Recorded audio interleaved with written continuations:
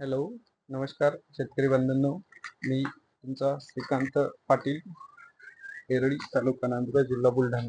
आज मी तुम्हाला माझ्याविषयी थोडी माहिती सांगणार आहे. मी एक छोटा शेतकरी आहे.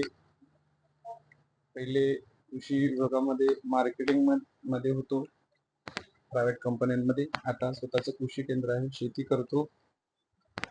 सुरुवातीला मी सेंद्रिय शेती करत होतो.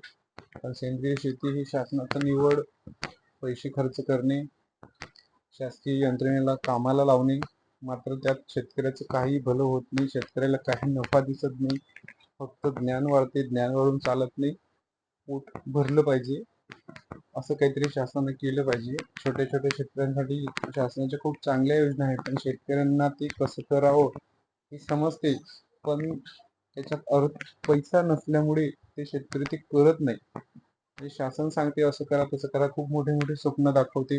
कृषी विभाग येतो, कृषी विज्ञान केंद्र येते, कृषी विद्यापीठ येतात, त्याचे शास्त्रज्ञ येतात, खूप तंत्रशुद्ध माहिती सांगतात, तंत्रज्ञान सांगतात, पण मग ते शेतकऱ्यांना लागू होते नाही होत याचा काही विचार नाही. त्यांना जसं इन्स्ट्रक्शन येते किंवा असं करा तेवढं केले, फोटो काढले, कार्यक्रम केले, कागदपत्र भरले, व्हिडिओ अपलोड केले, टास्क पूर्ण केलं, सर्टिफिकेट दिले की संपलं. पण तुम्ही शेतकरी ते करते नाही करत, करायला पाहिजे.